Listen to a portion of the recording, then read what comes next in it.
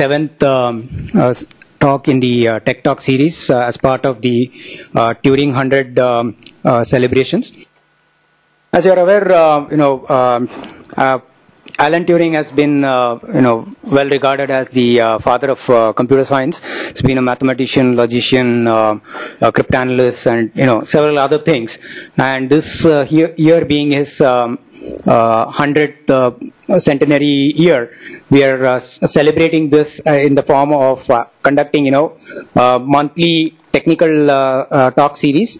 And we have had 6 so far, and today is the 7th in this series. Regarding today's event, we'll be covering the life and works of Dr. John Backus, who was the 1977 Turing Award recipient for his work related to, as many of you know, the Backus-NOR form, which is the formal syntax specification for many programming languages, as well as he's also well regarded as the inventor of the Fortran programming language.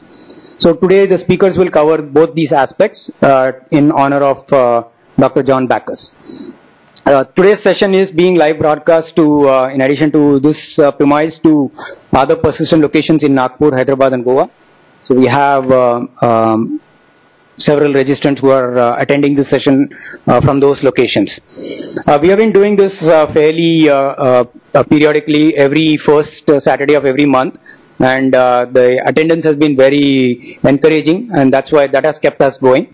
And more details about all the lectures that have happened in the past, the presentations, the videos, all are available on our website. You can go and take a look at it if you are interested in those topics.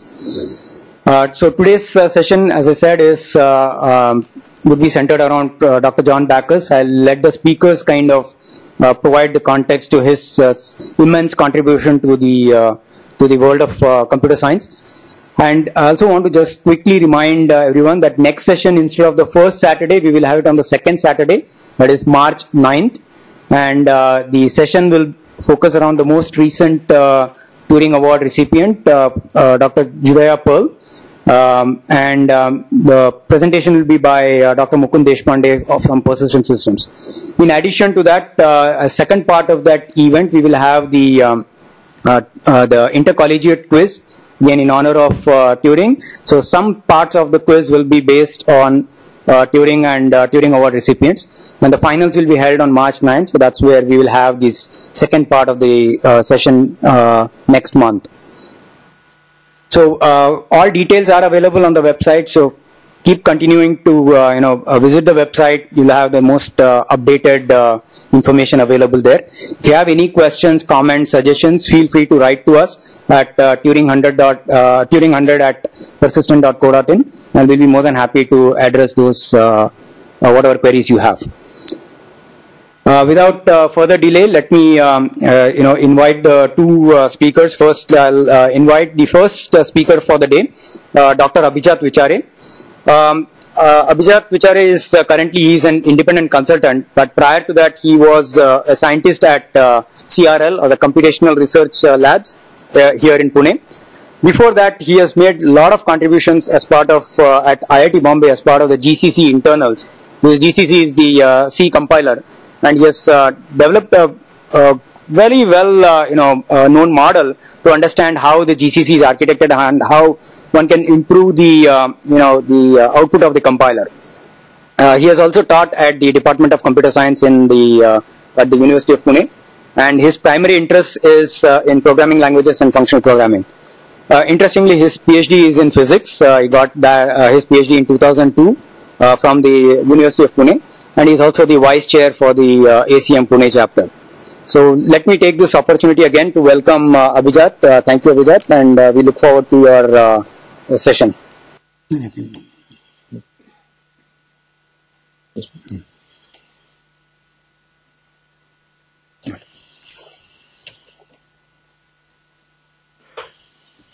Thank you. So good afternoon, everybody, and I'll be talking on the work of John Backus. There's something interesting about the work that he has done. I'll be talking about 3 of the pieces of his work on Fortran, Backus-NOR form, and FT. Each of these pieces of work has had a deep impact on our day-to-day life as programmers. The impact has been deep. The question is visibility. That has been something that is interesting about his work, that I find interesting, and that's the theme of the thing that I'm going to talk today. Fortran, very visible. We all may not use Fortran, but the idea of a high-level language, is something that is common today. All of us use it. BNF is relatively remote. Not many of us use it. FP, on the other hand, is still more remote. So, in all these three cases, the impact of Bacchus's work has been deep. But, well, what I plan to do today is to give you some flavor about what is it that makes all these three aspects interesting. I have the privilege of being followed by Professor Khedkar, who will talk more on Fortran. So I'm going to be a bit stingy about that and do quickly on Fortran. But a little bit, I'll be talking a bit more on BNF and FP. Okay. The story that I'm going to tell requires us to go a little bit into history. Bacchus did his work in 1950. Or he started his work in 1950s, and we need to sort of go back into the 50s and try to figure out what were the kind of challenges that he faced that really inspired him. So we will try to look at.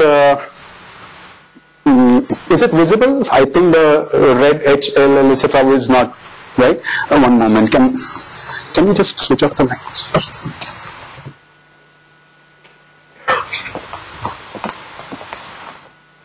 Right, is it all right? Okay, thank you.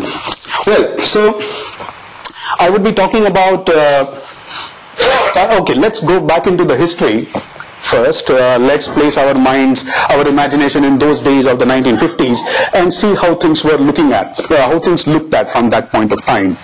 That will help us to sort of appreciate Bacchus's work. Okay.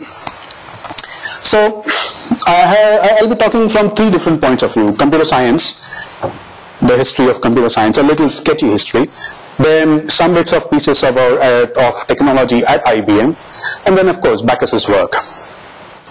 Alright. In the 1930s saw the emergence of working out of the theory of computation. Various models of computation came up. Turing machine was one. Emil Post gave Post machines. Shannon's information theory was worked out. Turing also proved the equivalence between models. That was something that occurred in the 30s. In the 40s, while the World War was occurring, in the US we see ENIAC, and von Neumann presented out the architecture of a computer that he thought about. Then, having the hardware etc. part were done in the 50s, the software side of the story started emerging. Okay, Admiral Grace Hopper gave the first idea. We need a programming language, a high-level language. Chomsky gave the idea of grammars. McCarthy gave Lisp. Lisp was also the first language which had a self-hosting compiler. That is a compiler for Lisp written in Lisp. And of course, Bacchus, we see in 1957, Bacchus gave Fortran and BNF. Okay, so this story of history of computer science goes about something like this: that there is some bit of theory being worked out, a little bit of hardware part starts coming in. That is, the theory gets concretized into some hardware, something that you can kick. And then the software starts emerging. Now, I don't mean to suggest that these are very hard things, that first came the theory, then the hardware and software. It's just that we just want to look at the way things are emerging in those days. Okay. At IBM, as the name suggests, it was a business machines company. So you see business machines here. And then somewhere in the 50s, computing machines came in. I've just put up 701 and 1401 as two examples. You can find more on the Wikipedia, and you'll see a gradual evolution of the machines, even if you just look at IBM. Okay. Backus joined IBM somewhere here in 1949 after he graduated in mathematics from Columbia and after serving in the US Army. He worked on the SSEC first. That's Selective Sequential Electronic Calculator. All right. Now, this slide is just an indication of the kind of machines that were there in those days. A 701, an initial early computer, had about 2048 words of memory. Each word was about 36 bits. The memory was tubes, used vacuum tubes. In contrast, the 704 was a little bit bigger. It had about 4096 words of memory and 36-bit words. The point that I'm trying to make over here is, look, these machines had, in today's terms, if we talk, had around 2 kilobytes or roughly something of that order, or some few tens of kilobytes of memory. Okay, and they worked at 40,000 instructions per second. I missed out a zero, I think, there. Anyway, that was the kind of hardware or the systems on which Backus's generation worked. And in a computing system with about a few kilobytes of memory, they managed to come up with, oops, sorry, how do I go back? Right, they managed to come up with languages. That is impressive. Anyway, Backus's own work, if I put it along, roughly along the historical timeline, goes like this.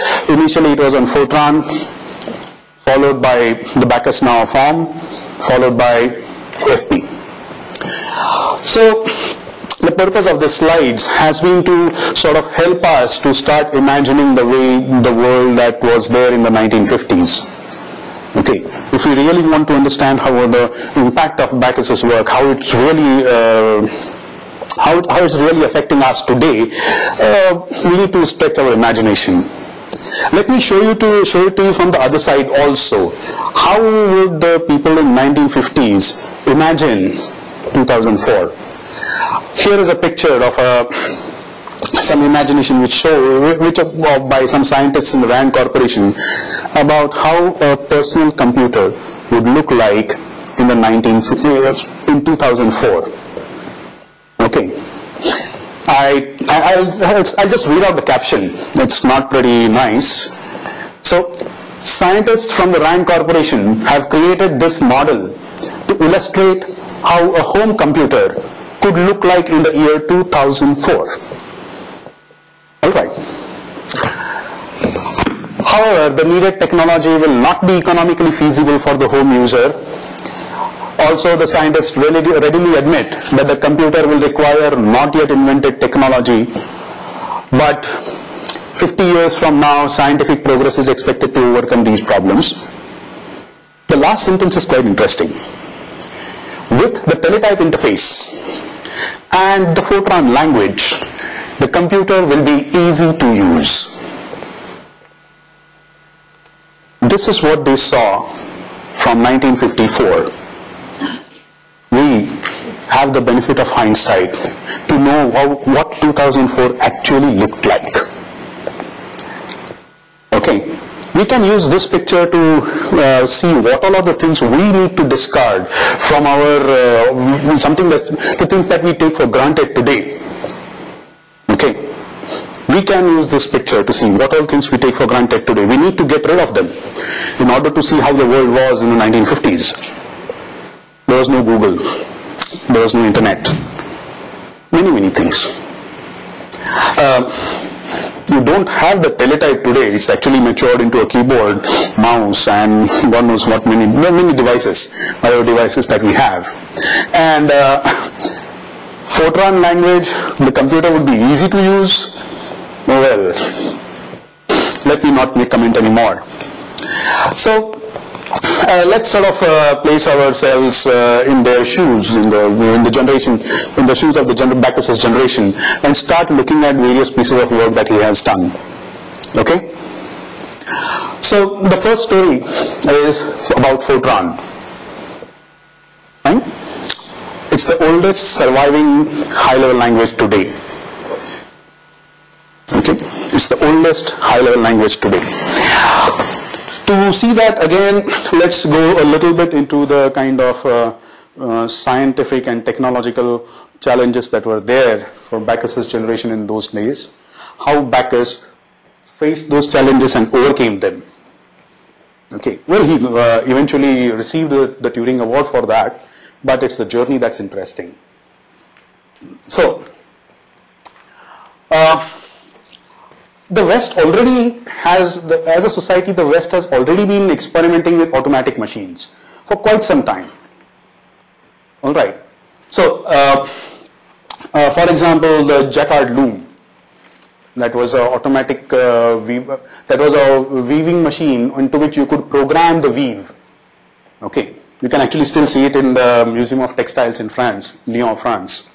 The other example is the automatic music orchestra that typical street performers use. So there's a orchestra that is there, and it's being driven by a paper tape with punched holes in it, and as it rolls, the music gets played. So street performers use that. So as a society, West has been experimenting with that, and they did have some feeling that these machines are pretty not so easy to use. The cumbersomeness was pretty much evident, or rather felt intuitively.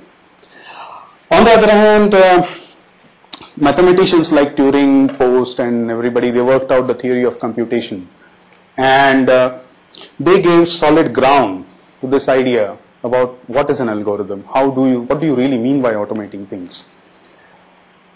So around this time, when this work started, our time was quite ripe for this idea that Admiral Hopper gave, the idea of a high-level language, so as to reduce the cumbersomeness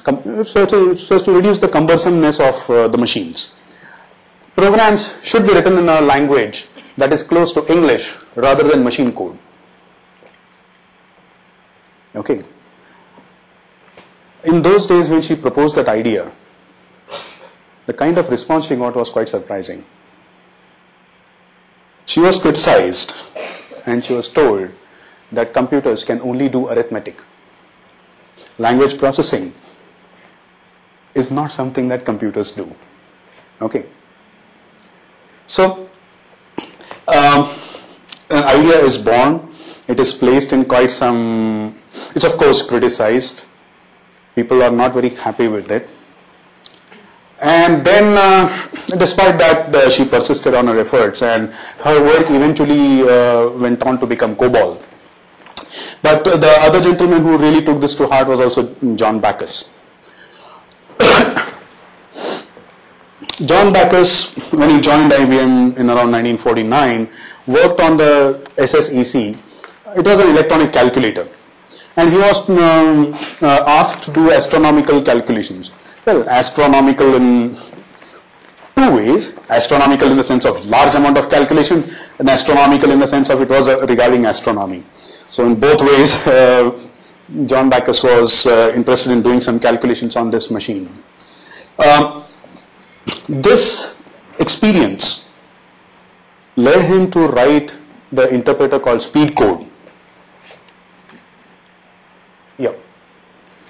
When the 701, IBM 701 computer came out, Speedcode was an interpreter. What kind of an interpreter? Well, it allowed you to write your mathematical expressions, arithmetic expressions, in floating point decimal. So you could write a sine of 3.14159 or whatever and expect to get an answer. So, and when the Speedcode interpreter found that it was sine 3.14159, it would jump to the routine that computed the sine, took the value 3.14159 and did whatever. Okay. After finishing the calculations, it came back. So it was an interpreter on the 701. The 701 was around 2 kilobytes of memory, 2 kilo words of memory, each of 36 bits. So that was pretty challenging. He wrote it in, I think he wrote it in the machine code. And the interesting aspect about this was it used about 30% of the system memory. So that's roughly around 500 or so words, and that would make it would mean that in today's words we would have to write a calculator program that would fit in about 2 kilobytes of memory. Okay, fine. That maybe if you can do that, then you can try to do it, and you will get a feel of what the kind of challenge Bacchus faced. The other interesting aspect of this was the speed code interpreter, although it was very easy to use for human beings, it consumed 30% of the memory and ran about 10 times slower than an equivalent machine code. Okay, so it was, as a system, speed code was easy for the human user but very hard on the machine resources. Large amount of memory and large amount of CPU time, both ways. So this experience suggested Bacchus, went on to, Bacchus learned from this experience, and that's where Fortran was born. On one side, the question was this: hardware was expensive, you need to do better. I mean, people would not accept a thing like a speed code just because it was easy to use, but it was very expensive on the hardware. So you wanted a system, you wanted a programming system that would preserve the idea of a high-level language or discard that idea, which means you go back to machine language coding. Okay. So on one side you wanted the high-level language, on the other side you wanted a performance of the machine language. Fine. An interpreter would keep on reusing the machine resources every time it was invoked. So the question was, can you have high-level language as an idea, since it's convenient to express programs, at the same time have machine code? That is where the idea of a translation was born, that you translate down once onto machine code and use it many times onto the hardware resources. Okay. So, of course, I mean, Bacchus wasn't the only person to think of the idea of compilation and translation. Okay, but as a language, Fortran, that he and his team designed at IBM, it was a complete design, specification and implementation of the system. Okay, a completely workable thing. That was delivered on a 704. During one of the initial attempts, there were no scanner, parser, assembler, linker and all the kinds of tool chain that we think about today. Which means that Bacchus and his team had to sort of do this, all of these things by themselves, completely. Okay. This is a picture of the specifications of Fortran, a 1954 document, just a page of that. That's because John Bacchus and his team devised and specified the language Fortran. They went on inventing it as they progressed. This is the result, the Fortran Programmer's Manual. In fact, it's a bit difficult to see, but here it mentions it as Fortran Automatic Coding System for the IBM 704. It was called as an automatic coding system. We today call it compiler. John Bacchus, etc., did not really call it as a compiler. Okay. Here is another picture autographed by John Bacchus of the same manual, open.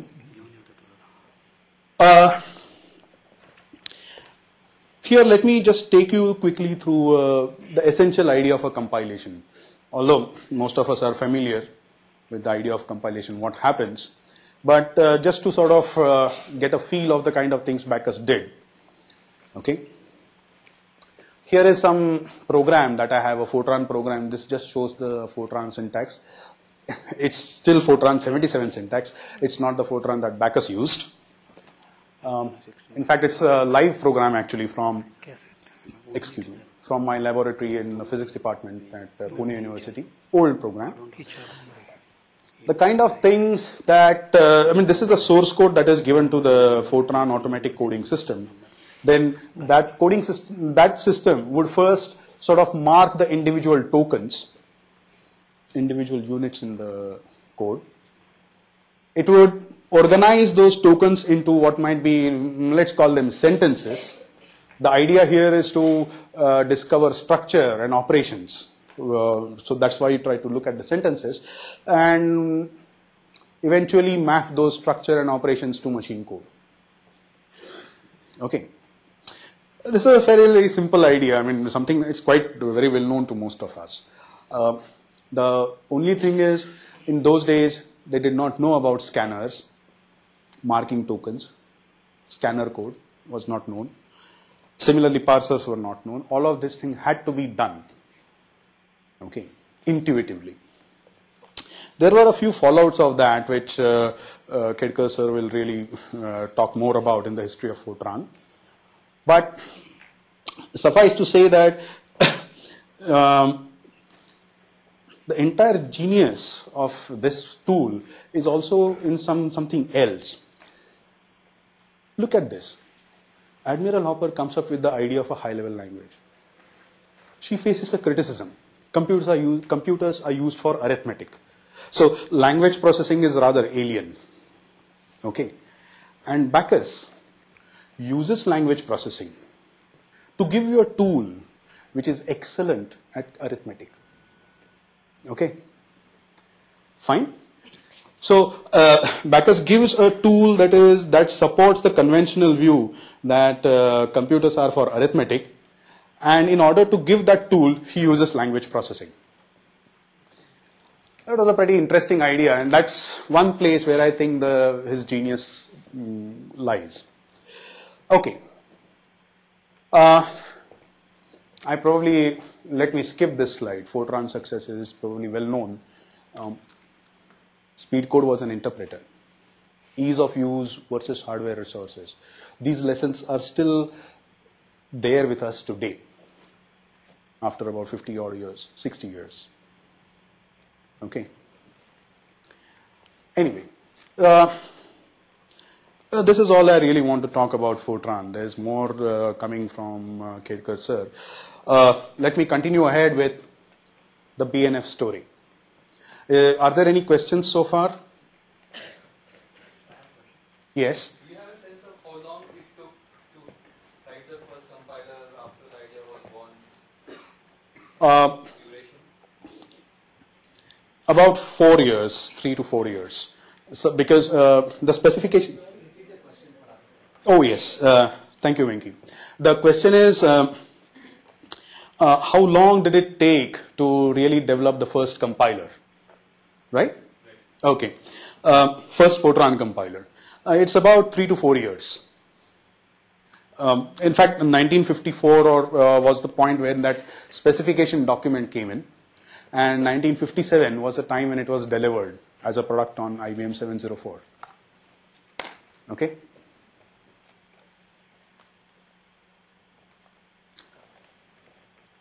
Fine. So let me continue with the Backus-Naur form story. Backus-Naur form is the other piece of work for which John Backus received the Turing Award.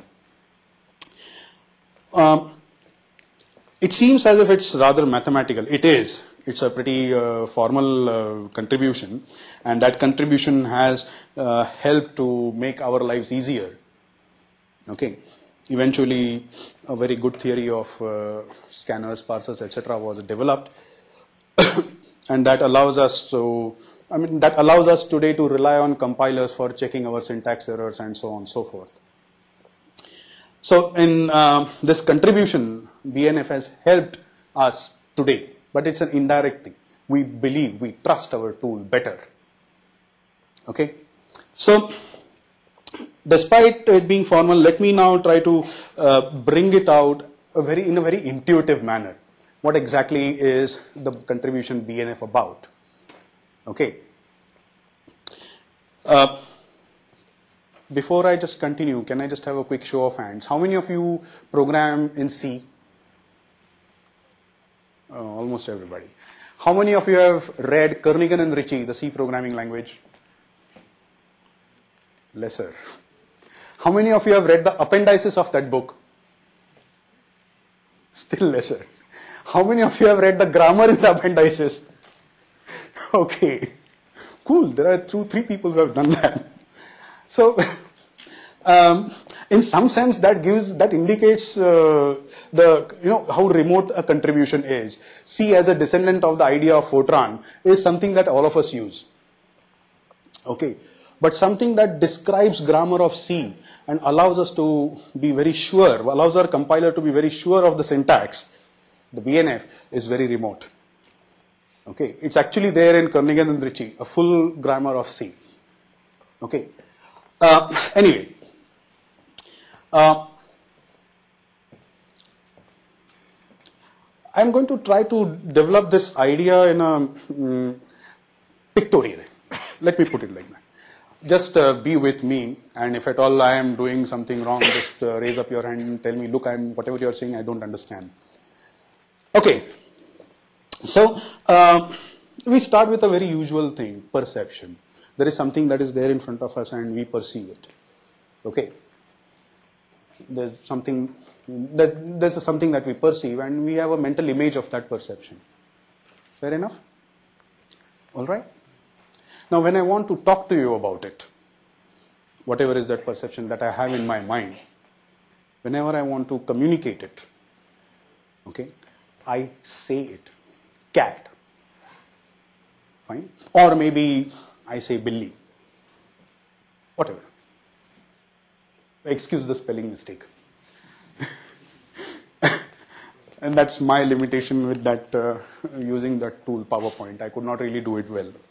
But after I communicate, after I say it, an image of that perception is recreated in your mind. All right? Fair enough? Now, look at what I have done. Whatever was my idea in my mind, I associated it with some sound pressure signals, which I uttered because of my using my vocal cords, and they reached your ear. Right? So the sound pressure signals was cat. It reached your ears. And then your ears heard them and your brain used that signal and recreated the picture back. Fine? It was also a fairly simple thing. Okay. That is what our brain uses symbols for. The sound pattern that I created is a symbol for cat, the picture that I had in my mind. And we need symbols for communication. In fact, there's a Pink Floyd song from Division Bell, okay, called Keep Talking. It starts like something like this. For a long time, mankind lived just like the animals. And then something happened that unleashed the power of our imagination. We learned to talk. Okay. So, that's the kind of we use it so often, the symbolic way of doing things, that we don't really regard what is happening here. Very often. There is a little bit of a problem here. We have lots of ideas in our mind, concepts, ideas, percepts, etc., pictures in our minds. And if there are quite a lot of them, and what we want to do is to associate a symbol with each of them. Whatever, sound symbol, graphical, pictorial symbol, whichever way you want. The problem is that there will be infinite number of symbols, just straight away. Okay? Fine? If I just take it as is, then in my mind, if I have so many ideas, I just need to have one symbol for each. It would be a mess. Okay? How do you handle mess? If there is a mess of thing, how do you handle it? Well, organize. You make it clean. When you organize, you actually introduce some rules. That something in that mess, wherever, some things will always be found here. It's some arbitrary rule, but it's a rule. Fine? So, As far as our problem of the symbols, etc., is concerned, we have a lot of ideas in our mind. We don't want to have too many symbols. In fact, we want to start from finite sets of symbols, and we want to generate many. So we want to create rules which will help us to produce more symbols as we need, as and when we need. That is the essential problem. We want to produce new symbols from a given set of finite ones, systematically. And the solution to that, of course, you describe the structure of production. How do you produce? That is what you describe. Fine. So, here is an example. A word is a concatenation of one or more alphabets. That's the description of the production. Alphabets is my finite set of symbols. All right. So this rule describes how do you produce words from alphabets. I also have another set of symbols called word separators. So space, comma, question mark, etc. are word separators. And then you have sentences which are made of words and word separators. Paragraphs made of sentences and sentence separators. Full stop, question mark are sentence separators. This is, the example here is to illustrate the idea of production of new symbols from given ones. All right, that's the entire idea. And the Backus-Naur form is a syntax to describe this production system. Fine. And well, syntax is a vehicle towards the goal, all right, but it's important. Okay? Having the right syntax is very, very useful. Do you agree? Yes. Fine. If not, then please try to invent an addition algorithm for Roman numerals in contrast to decimal numbers. All right. So the idea here is to place Backus's work of inventing syntax into its position as to where is it affecting. Okay. It is a system to describe production rules of a grammar. And okay, I wanted to talk about the C grammar, which is there in the C programming language. But nevertheless, let me take a quick look at some other points. Historically, the grammar, this style of Backus-Naur form was first done by Panini, a Sanskrit grammarian, about 2,500 years ago, before Backus. All right, so it hardly matters if it's a couple of decades here and there. In fact, there is a suggestion that the Backus-Naur form probably should be called as Panini-Backus form. But we'll leave that later. It is not really a normal form in the mathematics sense. So it's not Backus normal form, it's Backus-Naur form. By normal, we mean that suppose you are given an expression and you perform some manipulations on it. It eventually comes down to an expression over which you cannot do anything more. Okay, then in such a expression is said to be in a normal form. That is, you cannot do something more on it. Maybe I'll give some example as we progress. But as a form, it's not a normal form. Very often, when one asks what is BNF, people do say Backus normal form. It's not a normal form. Okay. I'll have a bit more to comment on the linguists and mathematicians a bit later. But the point that I'm making here is that the idea of describing grammars using such a syntax has been ripening from both directions, the languages direction as well as the mathematics direction. That's all I really wanted to say. In fact, the languages direction, if we can show that it is exactly identical to computation. Okay. If you have a regular grammar, there is a finite state machine for it. If you have a context-free grammar, there is a push-down automaton for it, and so on and so forth. Okay. In other words, this grammar's idea is exactly identical to computation. That can be shown. That is called as Markov algorithms. But that's just a different way of looking at computation. Turing machines is one way. This is another way. Okay. Here is that fragment from the C grammar. Actually, I've picked it up from the C programming language itself, that book itself. You can actually go through that and see. All right. Let me quickly give you a structure of that grammar. I mean, the syntax actually. One is really interested in the rule of production, the rule that produces new symbols. So the entire line here is one production rule. It's a specification of one production rule. There are two parts. There is this colon equal to. On the left hand side there is an object in red. On the right hand side there is some other thing that is being written. Whatever is there on the left hand side in red is produced using the kinds of the structure on the right hand side. That's the idea. Fine. That's how the production rules says. You also find some fellows here, const, volatile, auto, register, etc. These are called as terminals.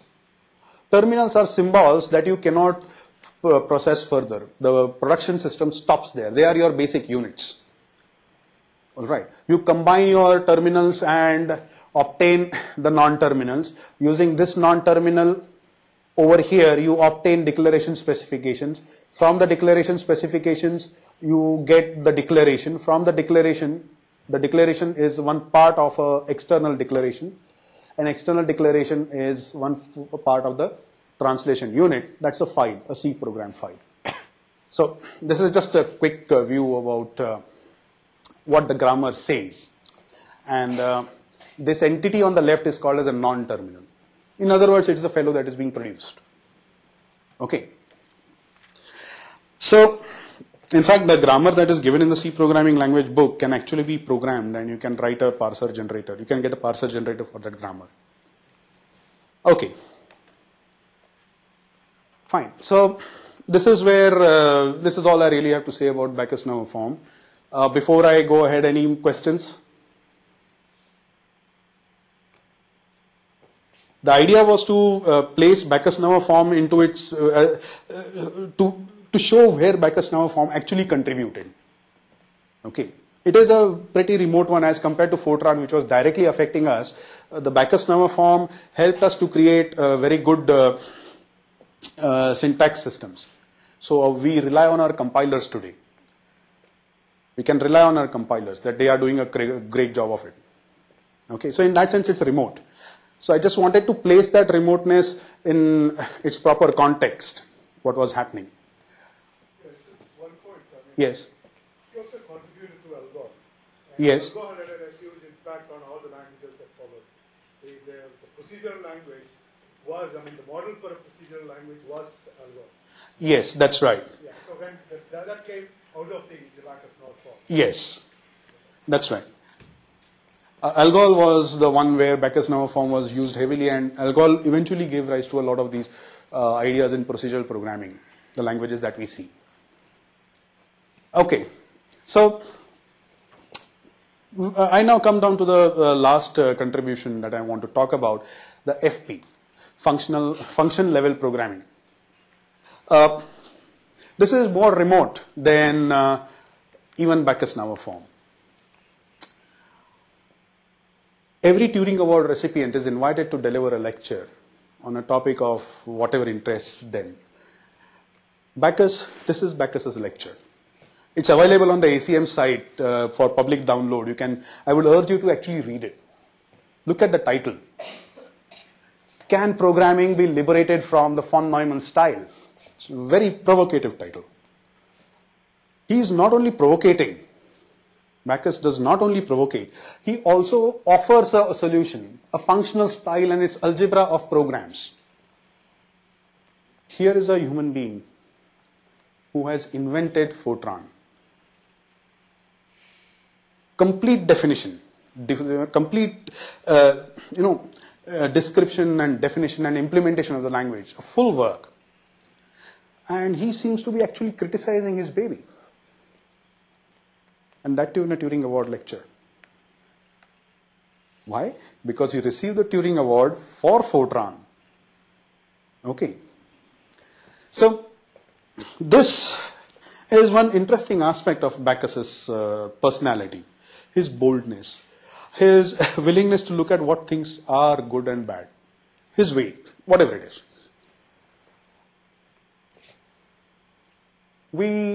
I am going to try to help. I'm going to try to, help us understand this. Why is he being so bold, provocative? What is it that makes him say that programming must be liberated from the von Neumann style? Why does he offer this alternative? How does that alternative emerge? Can we really appreciate that?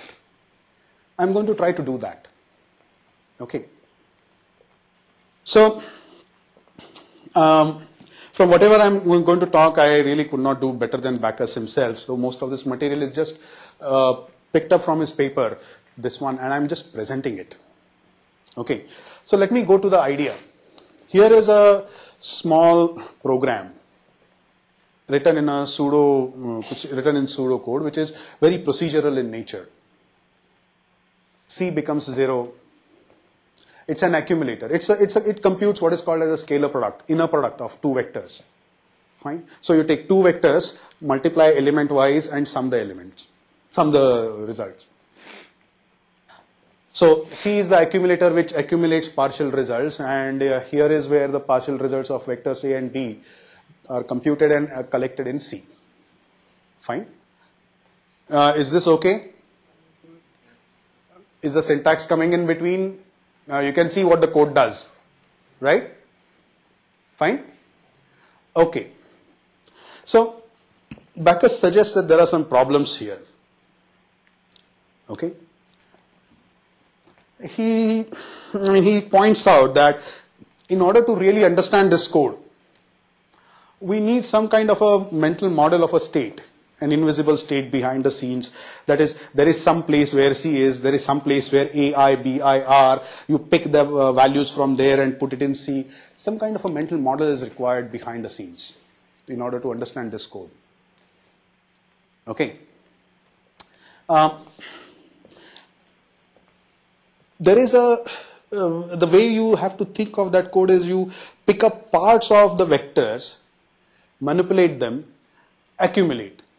Because you are doing it part by part, you need to have a repetition system, the one that repeats over repeats over the various parts of the vector. Okay. So the code does have some kind of a repetitiveness in it. All right. There are other problems that he suggests there, name sets arguments, and housekeeping is scattered. Housekeeping meaning there is an I that you need to have as a loop control. That's the housekeeping part. The loop control is not only here, but it's here. It is coming in between the code. That is his idea. That is his observation here. And then he summarizes the criticism like this, that look, in this model of programming, the von Neumann style, this is the von Neumann style of programming, you have to think, you have to sort of change your thinking. You have to introduce a underlying model which is rather complicated. It is complicated because you have to do part by part operations. Okay, fine. Because things are done part by part, there are not many mathematical properties here. In fact, he suggests that conventional programming languages are just high-level von Neumann machines. That's all. And, well, this is how he summarizes. In fact, conventional languages create unnecessary confusion in the way we think about programs.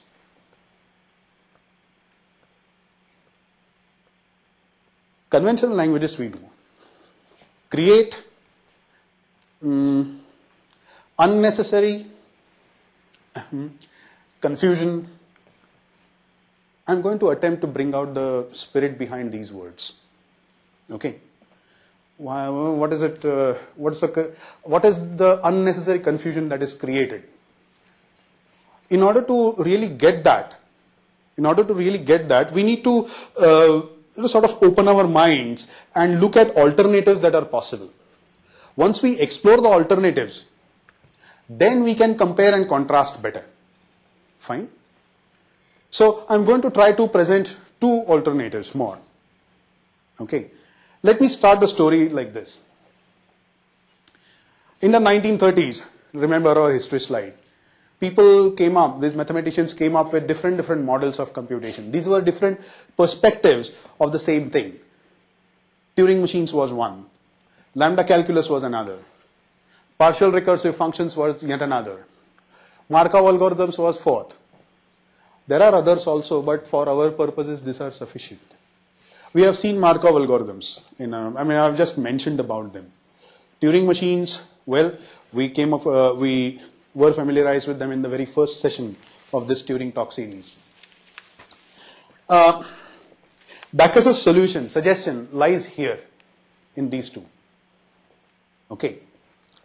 So let me try to give an idea about what are partial recursive functions, what is that view of computation as opposed to Turing machines. I'll also talk about the lambda calculus. Okay. Turing was the one who showed that all of these models of computation are equivalent. They describe the same set of functions, okay, called computable functions. If they describe the same set of functions, then whichever four, you could use any of those four for your purposes. Whatever you feel convenient, you could use that. Okay, you don't have to stick to one particular model. You could use whichever one is convenient because all of them are equivalent. They produce the same set of computable functions. Okay. Now, this is his paper. Ignore this part. This is a 1937 paper where Turing shows this equivalence, the proof. I have just marked the essential result. It is shown that every lambda definable function is computable and that every computable function is general recursive. Computable means that there is a Turing machine for it. Okay. So this is the paper which assures us that all these models of computation all of them are equal. So it means we can comfortably move across different perspectives depending on our need. In other words, we can change over to a non-Turing model. Okay. The set of computable functions is a set. The question then is, how can you generate this set? Fine. The partial recursive functions way of looking at this generation process is fairly simple actually. You just take up some simple functions. Simple functions meaning functions which are very simple. I mean, you just know that they are. One example is a constant function. In particular, constant 0. So you give it anything, it gives you a 0. You give it 1,76,000 crores and it still gives 0. That's a constant 0 function. Okay. And another simple function is a successor. You give it a natural number n, it yields n plus 1. So you are taking a bunch of some simple functions and then you are taking a bunch of function forming operations. That is, these operations allow you to combine functions and generate new ones. For example, function composition. You compose two functions and create a new one. Okay. So you have a starting point, some initial functions, and you have at your hand a set of tools to generate new functions. Okay. Fine. So the 4x square as a function is generated by the composition of two functions, a doubling function, 2x, and a squaring function. Fine. So if you compose these two functions, doubling and squaring, you get that 4x square kind of a function. Okay. So the way of generating new functions is by combining whatever functions you have using these new function creating operations. Composition, recursion, primitive recursion. Okay. So the multiply function is recursed and you create a new function called as factorial. Fine. So the idea of generating a set of computable functions in the partial recursive functions view is fairly simple. Start off with simple functions and some function forming operations and keep on generating new ones. You get some set. And then Alan Turing showed that this set is the same thing as the set that a Turing machine would create. All right. What is interesting here in this perspective is that it's totally function oriented. It is saying that the set of computable functions, that is your algorithms, can be completely talked about by just looking at functions. In contrast, your earlier view, where we wrote that scalar product, that was value oriented. You took part of the value of the vectors, multiplied them, accumulated them in C, the accumulator variable, and then repeated it. Your focus, mental focus, was on the value part. And the multiplication was incidental to create that final value. Okay. You had to know where that value was. AI. You had to know where that it was. BI. So in your thinking, you are thinking completely value oriented. Whereas this is suggesting that you don't need to do that. Okay. We will see how this works.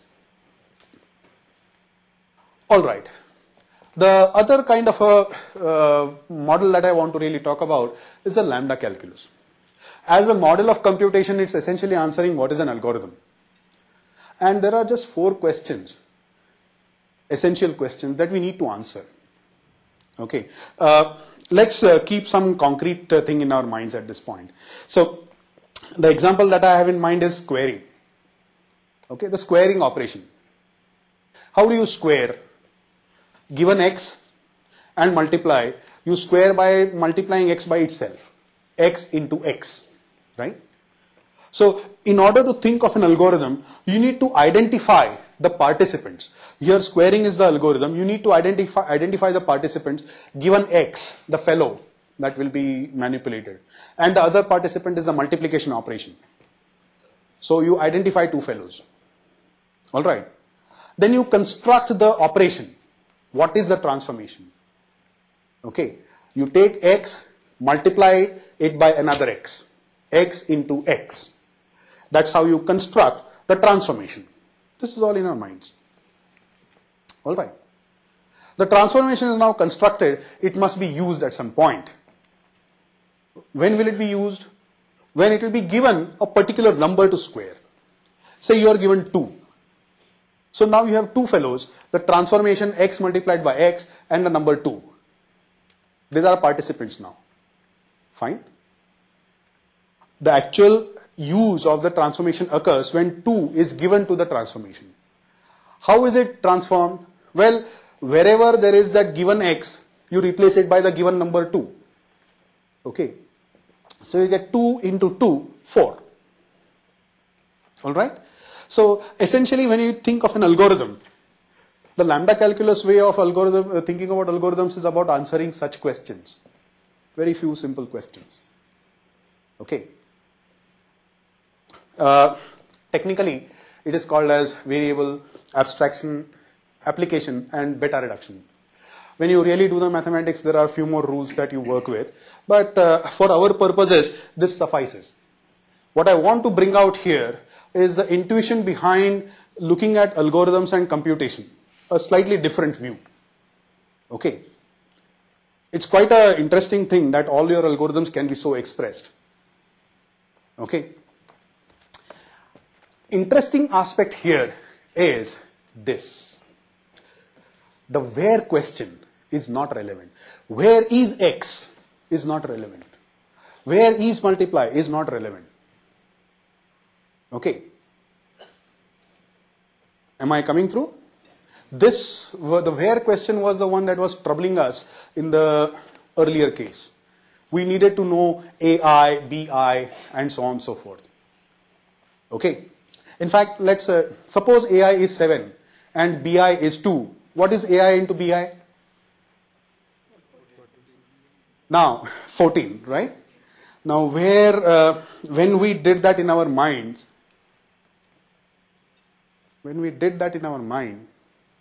we knew AI was 7. Did we worry about where in our brain was that 7 value stored? It was not relevant to us. Okay, fine. So, in fact, as far as thinking is concerned, it's very easy. You just take up the things logically and the entire algorithms are worked out. That is what the spirit is. That spirit is being captured here. That's all. Okay. So the where question is a matter of detail. It's not a matter of basic importance. All right. The where question, on the other hand, is very, very important when you take the von Neumann view of programming. All right. Now, can you see why thinking about the where question also is making it difficult for our minds to think about programs? Programs become more complicated to think about. All right. So now Bacchus's proposal is fairly quite simple. All Bacchus suggests is that think of programs as partial recursive functions way. That is, don't think in terms of value orientedness, think in terms of function orientedness. That all programs are just function manipulations. Okay? The big advantage of this is that you don't have to consider the value world. You just look at manipulations that are occurring. Okay? And in order to do that, he proposes a language FP to just illustrate this idea. And well, I mean, FP works on a real machine. That's another matter. But first, you just take care of the values. What are FP programs? FP programs are objects that manipulate values to another values. He just allows us data structures by saying that a sequence of values is also a value. That allows us to have data structures. That is all that is said about values in FP. Now you start complete function-oriented view. As I said, for partial recursive functions, you start off by having some primitive functions, constant function. Constant functions give out a constant for whatever argument they are given. Okay. Selector functions, they are called as projection functions in partial recursive functions theory. The ith selector will extract the ith element out from a series of values. Fine. So these are your simple functions that are given. Then he gives us some function forming operations. Composition, construction, a sequence of functions applied to x gives you the sequence of values f1x ... fnx. All right. Conditional, depending on whatever is h, either f or g. Okay. Apply to all alpha f and a sequence of values x1 through xz. Alpha takes the function f and applies it to every value here. So you have fx1 and so on to fxn. So apply is an operation that takes a function and applies it to a set of values. Insert right. It inserts the function f, slash is the insert operation. It inserts the function f given a sequence of values and yields this object. F of x1, the next value is f of, this is x2 through xn. It sequentially goes on inserting f inside the series of values. So this is just to illustrate that there are a set of function forming operations in FP. All right. The entire language is thought about completely like this. Some initial functions and some functionals, that is program forming operations. You use this to construct entire programs. Well, of course you can. Here is your inner product, scalar product. This one was earlier view. This is what will be the FP view. This is function composition, this dots. The inner product in the function level programming view is simply insert addition, apply multiplication, transpose. This is all that the entire program is. Fine? Inner product. Is that okay? Seems unbelievable. Let's work it out. Few minutes, I'm done almost. Vectors 1, 2, 3, 6, 5, 4. I've just written them horizontally for convenience sake. Okay. So there are two vectors A and B. They are given as values. Color means apply. So the inner product program is applied to these vectors. What is the inner product program? It is insert plus, apply, multiplication, transpose. So transpose is applied to these two fellows first. So if you want to think in terms of, if you want to think more visually, put these two vectors one below the other. So 1, 2, 3 and 6, 5, 4 below. 1, 2, 3 and 6, 5, 4. That will be easier. Now the transpose will be picking up column wise and putting it into rows. So those rows horizontally will be 1, 6, 2, 5, 3, 4. All right. Now apply multiplication to each of these pairs. So you have multiply 1 and 6, multiply 2 and 5, multiply 3 and 4. That is what alpha does. Right? Multiplying 1 and 6 is 6, 2 and 5 is 10, and 3 and 4 is 12. Now you are supposed to insert plus in this triplet, 6, 10, 12. So you have sum of 6 and sum of 10, 12 with plus operation inserted by this insert fellow slash. All right. And 10 into 12, 10 plus 12 is 22, 6 and 22 is 28. That is your inner product. Okay. Fine. Your entire program, inner product program, was just this much. Now let's look at the contrast. You don't seem to require an some kind of a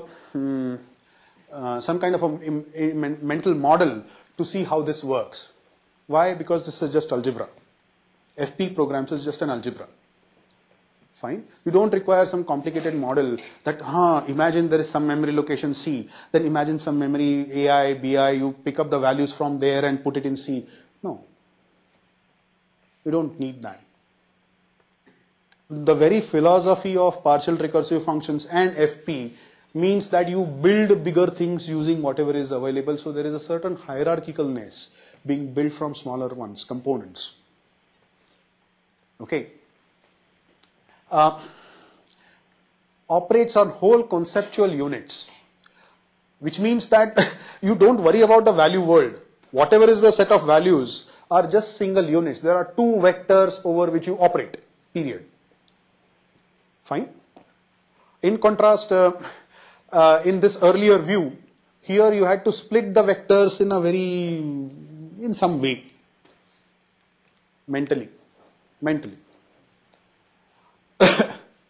Housekeeping is almost non-existent. I mean, where was your eye? Loop control. So, okay. Now we can really appreciate this criticism. How do conventional von Neumann programming systems create unnecessary confusion? Why? Because to the basic computation idea, they add some more questions. Like you need to worry about the where question in the von Neumann model. Okay. You need to think part by part. Fine. And that extra baggage is unnecessary. That is what is Backus's point. Anyway. So, conventional languages create unnecessary, we've seen. Confusion, why? That's what we have seen in the way we think about programs. Now, the entire title of Backus's paper is fairly evident. Can we liberate programming from von Neumann style? Backus is saying that we must liberate it.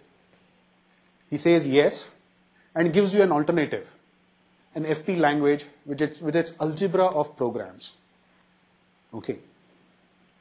So, this is all I really have to say about FP. I hope I have tried to communicate the kind of excitement that FP really generates for me.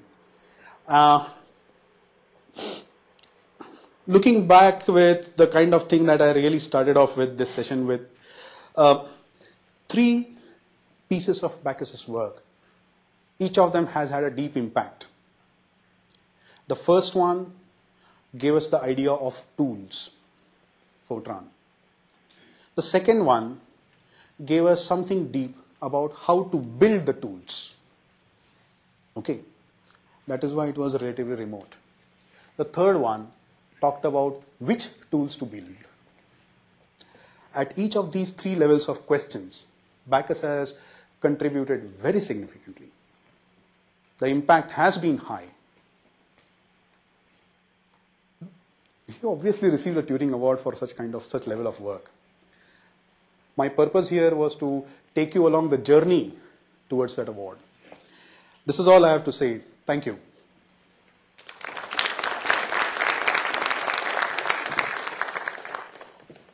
question. Yes? This and Fortran were designed around the same time, right? Roughly one or 2 years. Months. Couple of months, yeah. So wasn't Bacchus kind of influenced a lot by Lisp and his Turing Award lecture that he talked about in terms of looking at not looking at it as from the von Neumann conventional way of programming?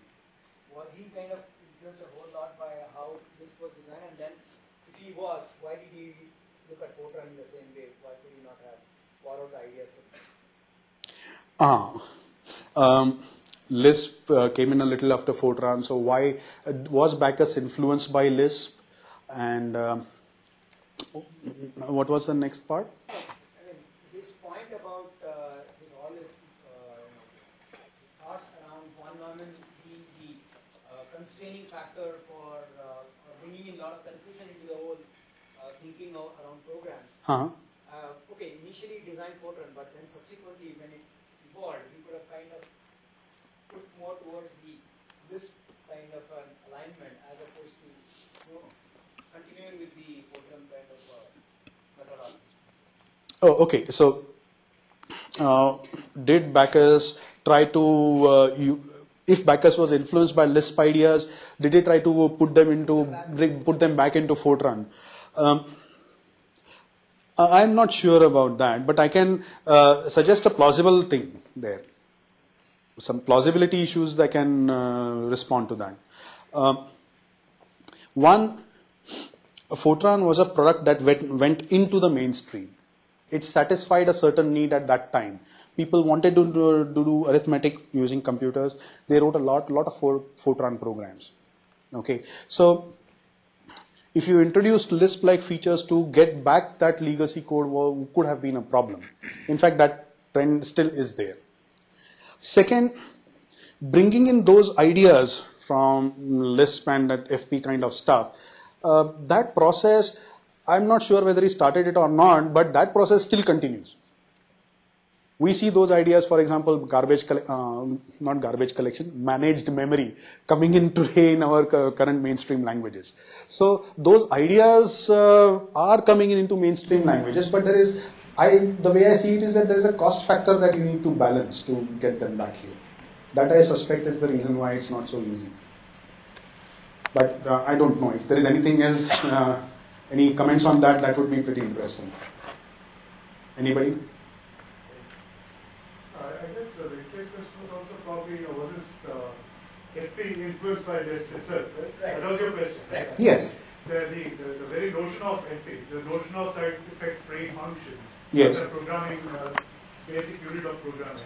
I think that's, Vicky says that it came from this, and actually Bacchus used that. That's what you're saying, right? Yes. See, in fact, McCarthy's original paper was that. I think there is a difference from the partial recursive function based language of FP and this. Yes. You're right. I mean, in the sense that I think he realized that whatever the mathematical tools available at that point in time, like functions, are a better way of programming outside the non-Neumann systems. Yes. In fact, John McCarthy's paper was labeled like that, partial recursive functions and their computation by machine. Okay. But Lisp, as it got implemented, introduced imperative features in the language. And FP is trying to be very pure about it. So that perhaps is one possible difference. I have a question. Yes. What do you think what is the reason for such a resilience of Fortran being used for 50, 60 years, still no signs of it dying? What do you attribute? What is the reason for resilience of Fortran for so many years and there's no sign of it dying. Well, I think it's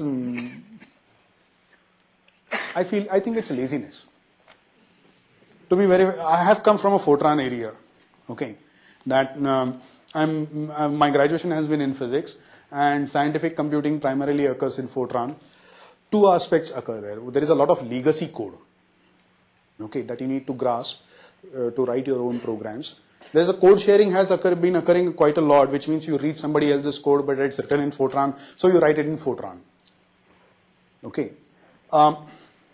Amongst the community, there is also usually an impression that Fortran compilers are very good. They generate a very efficient code, which is true in some sense, but that's more because of language design, and I'd rather leave it to Kid Cursor to bring out some of those interesting points there. But those aspects are not something that typically a Fortran user worries. What it results in more and more Fortran code getting produced and then consumed. If we look at the evolution of the language, if you look at its standards, it is more today more like C, C++ in its internal structure. The external syntax is all that is different. So as a language, for it to die, it's not going to die. I don't think so, because there's a lot of code that is still needs to be used in practice. You need to worry about that code. That code consumes a lot of CPU cycles in real life. So you really need to worry about that. So apart from legacy code as the main reason, I really don't have a other alternative thing. I can't imagine. I think I read it somewhere that the libraries exposed to Fortran has never they've actually never reported to any other programming language, such as weather calculations and such computation intensive libraries. Okay.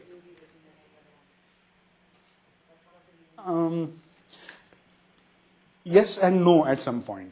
Yes, because if it's a library with some bit of an effort, I can use it in a mixed language programming environment. So that really should not stop me. If I'm so desperate, I should really be able to do it. I did it. So, but then of course my guide really said that no, it does not work out to be cost effective in that community. So yes, that is one possible reason. As a user, I just look at it as a library. I don't think of it as a Fortran library. I don't think of it as a computation library. I think the simple answer is Fortran gives some guarantees and delivers those guarantees. Okay. Fortran gives some guarantees and delivers those guarantees. Yes, from an end programmer, numerical computing programmer's perspective, yes, that holds. So that probably contributes to the reluctance to change over.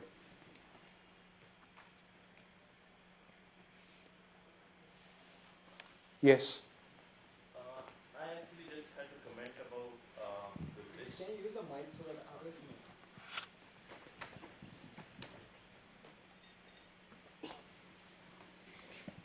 I actually had just a small comment about Lisp influencing FP and Bacchus's work later on. Sure. What really happened was Lisp is truly nothing but a series of applicators and transformers. In fact, there was one other programming language like it, Iverson's and Falkoff's APL. One of the problems with Lisp and APL not getting mainstream before Bacchus made FP truly mainstream was that Lisp was homoiconic. Code was data. And everybody focused on that aspect of it, rather than seeing everything as a series of symbolic computations. Another thing that happened with APL was it never used a conventional ASCII character set. It used deltas and phis and psis. And everybody focused on its semantic constructs behind what its syntactic symbols were. So before FP, there was Lisp 1.5 by McCarthy. There was APL, which was by Iverson and Falkoff. There was even research by Sussman and Steele to make Lambda papers, which eventually led to Scheme as a teaching language, which is another Lisp. And there was Robin Milner's seminal paper for making ML, meta language. But John Bacchus was the first successful programmer from the industry to take this series of applications and transformations and make it into a mainstream concept, which eventually led to Erlang and Haskell. Yes. Thank you. That's quite the case. Historically, that has something that has occurred.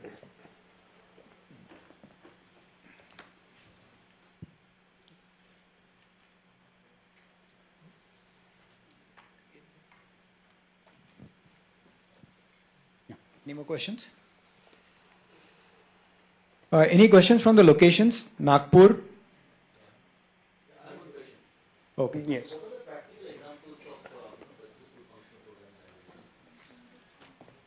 Industrially, Erlang would be one. Oh, okay, sorry, yeah. No questions from remote? Oh, yeah, okay. So, what are the examples of successful functional programming languages? Erlang would be one. Scala.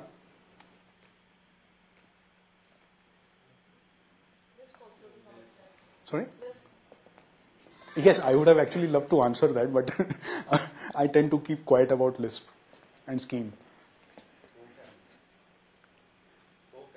OCaml. ML, OCaml, that's.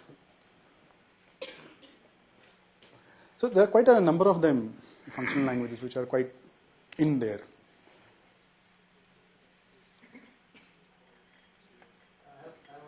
Yes. Is there any connotation that correctness is better with functional programming? Are there connotations that correctness is better than functional programming? Better with Better with functional programming. Yeah, sorry. Thanks. Better with functional programming. I would say so.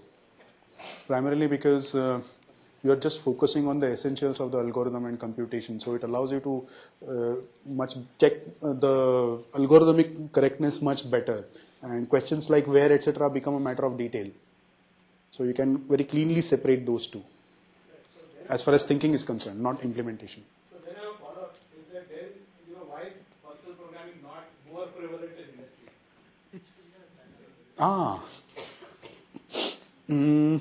Why is functional programming not prevalent more in industry? I would rather respond to it with a much more, in some sense, provocative counter questions. Why is it that you find hardware only of the von Neumann Turing machine type?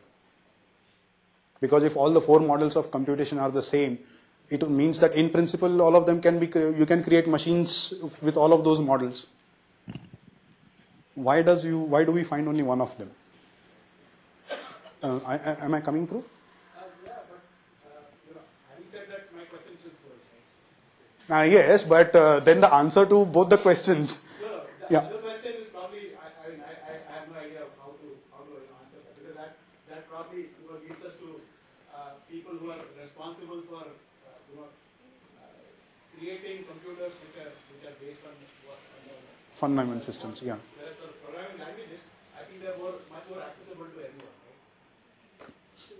Yes, so 2 months back we had a session on why functional programming and why students should learn that, and you can see the video of that. We had a very good panel, so that will be good to watch. It's there on our on the link. You can just go and watch that. Some nice thoughts came up. okay, yeah. The first line here says Fortran is still used in HPC. Actually, that was one of the questions. Yeah. When we talk about HPCs, when you have multiprocessors and multiple computers doing the same program at the same time, then you have different mechanisms to help von Neumann work, synchronization and all those things. So I usually read about the same thing that functional languages, when you do not have states or you do not have numbers, you don't have to bother about multiprocessors like Erlang or that kind of things. So the first line, which is Fortran is still favorite language in HPC, like why the contrast? If it has to manage all those things. Okay, so there are functional programming languages that still allow you to do things at a much more higher level, even in a HPC parallel environment. And why do we still require Fortran? Why do we still say Fortran is a favorite language? Yeah. Is the question right? Am I getting your question right? No, I say the legacy code, legacy library is that thing. Okay, I mean that is, we can understand, like you can cannot get rid of that immediately. Yeah. But still having a favorite, I mean, when everybody talks about that, when everybody talks about that, okay, functional languages can avoid the overhead because they don't need states, they don't have to synchronize, and because everything is function, so you know the guaranteed results and kind of things. So let me distinguish between program expression and program execution. So the kind of properties that you mentioned about functional programming languages, they make sense for program expression. Okay. But that expressed program has to work on a typical von Neumann machine, even if it's a HPC cluster. And at that point, you need to map those ideas, the nice things that FP languages give you, onto the real hardware, which forces you to deal with those questions. Like a real hardware forces you to deal with where is a certain object. Okay, that question is not an easy thing to answer, particularly in a distributed system. So at the expression level, functional languages do give you a lot of leeway, but when you have to map it to an execution, it's not a very easy thing. So that is what makes Fortran still a choice. Thanks.